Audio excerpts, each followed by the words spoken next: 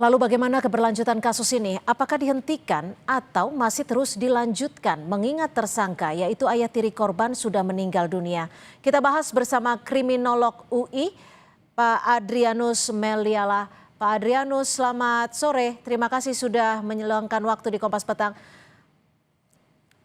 Pak Adrianus, Selamat sore, Mbak. selamat sore. Hari ini polisi kembali melakukan penyisiran di lokasi ditemukannya eh, kerangka yang diduga milik Alvaro ini. Bagaimana kasus ini keberlanjutannya? Apakah akan dihentikan atau tetap bisa dilanjutkan ketika tersangka sudah meninggal dunia? Ya, sesuai dengan KUHP, maka memang begitu tersangka meninggal dunia, maka kasus bisa dihentikan, ya, kasus ditutup gitu. Namun kemudian kalau kita lihat misalnya bahwa terkait dengan kematian Alvaro itu dikabarkan bahwa ada pihak-pihak lain yang ikut serta membantu, menolong dalam rangka menculik Alvaro, lalu kemudian membuang Alvaro di tepi sungai, ya, artinya si pelaku dalam hal ini Bapak tiri Alvaro itu tidak sendirian, maka tentu ada cukup dasar ya untuk kepolisian membuka kasus ini terus, khususnya dalam rangka mengimplikasikan pihak-pihak yang terlibat itu.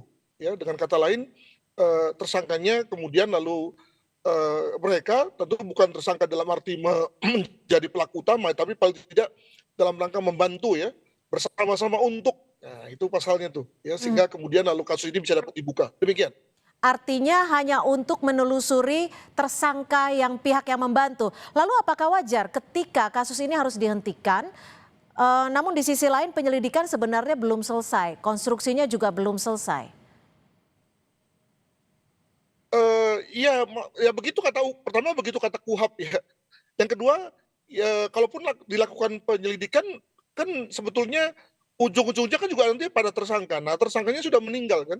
Jadi kan logika hukumnya kan adalah bahwa nanti pada ujungnya akan meminta pertanggungjawaban pidana dari tersangka begitu. Nah, tersangkanya udah meninggal. Jadi dengan kata lain, ya untuk apa dilakukan kalau toh si pelaku sudah meninggal dunia. Mungkin begitu logikanya.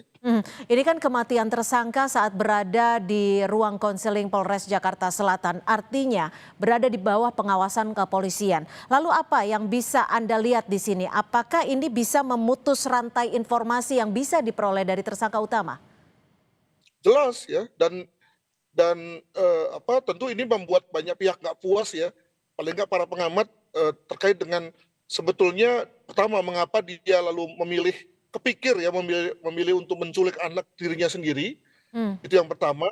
Jadi kalaupun misalnya marah pada istri, ya kan ada yang lain begitu, ya.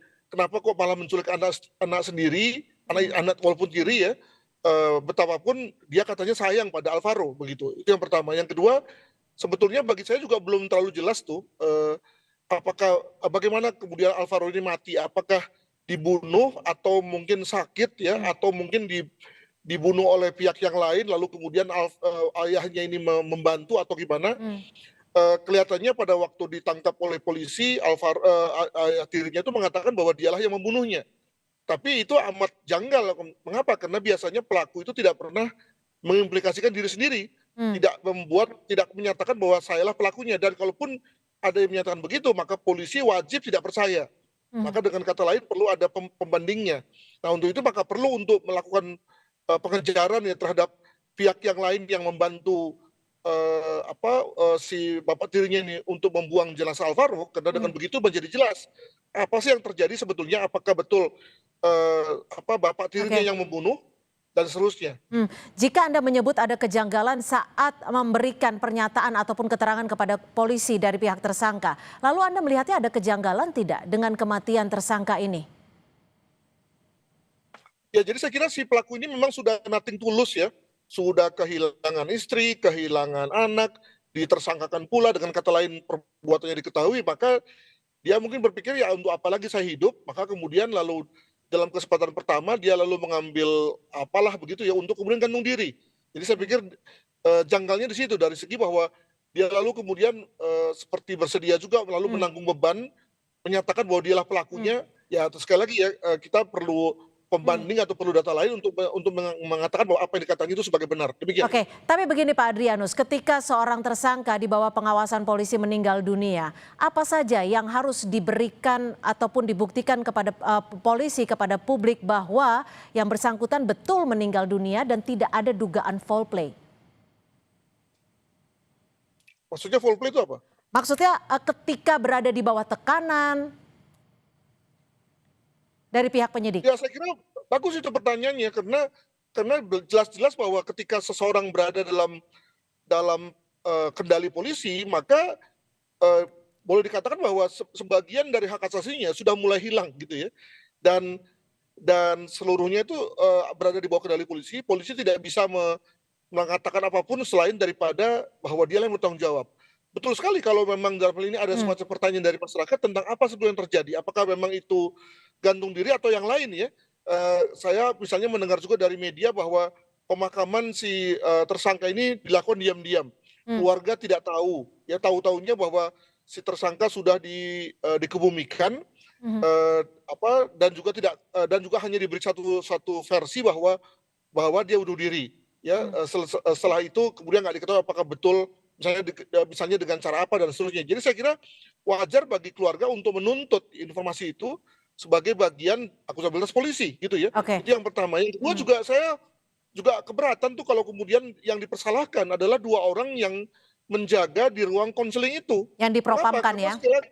Betul. Kenapa? Karena kalau memakai pendekatan akuntabilitas maka juga pihak yang 1 atau 2 langkah ke atas itu harus tanggung jawab tuh. Dengan kata lain kalau misalnya dia adalah 2 orang itu adalah brigadir maka tentu aibtunya ya atau ibtunya itu harus tanggung jawab tuh.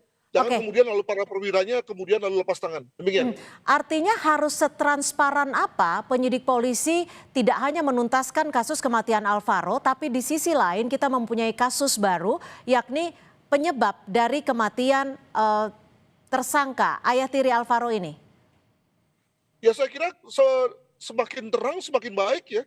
Kecuali khususnya ketika polisi sendiri memang tidak ada yang disembunyikan, dengan kata lain bahwa memang si pelaku adalah melakukan bunuh diri gitu ya. Tapi kalau kemudian betul seperti yang tadi Mbak katakan bahwa dia mati karena disiksa misalnya, maka ya menjadi cukup wajar kalau kemudian ada yang disembunyikan. Nah moga-moga tidak ya. Maka kalau memang benar pelakunya itu bunuh diri, maka tentu perlu diperlihatkan bunuh diri dengan apa, lalu kemudian di mana lokasinya gitu ya, lalu kenapa kemudian kok buru-buru dikebumikan gitu ya. Nah itu adalah sesuatu bentuk pertanggungjawaban polisi kepada publik. Demikian. Oke, tapi gini, kalau dari sudut pandang kriminolog, tanda-tanda apa yang memastikan bahwa seorang tersangka ini betul karena bunuh diri atau mungkin ada hal lain? Ya biasanya kalau bunuh diri itu ada beberapa tanda-tanda tubuh ya. Misalnya keluar feses, keluar kencing, ya, itu 2 itu harus ada tuh, gitu ya. Nah kalau kemudian nggak ada, maksudnya dia sudah meninggal sebelum kemudian tergantung, maka 2 hal tersebut itu kemudian tidak keluar tuh. Makanya sekali lagi apakah dalam hal ini itu ada dan sempat diadakan pemeriksaan otopsi misalnya, nah saya kira enggak ya. Namun itulah ciri-ciri tubuh ketika bicara mengenai orang yang bunuh diri melalui digantung. Demikian. Oke, artinya hasil otopsi dari tersangka juga mungkin perlu disampaikan kepada publik untuk memastikan kasus ini. Terima kasih Pak Adrianus Meliala, kriminolog Universitas Indonesia sudah berbagi perspektif di Kompas Petang. Selamat sore Pak Adrianus. Selamat sore, terima kasih.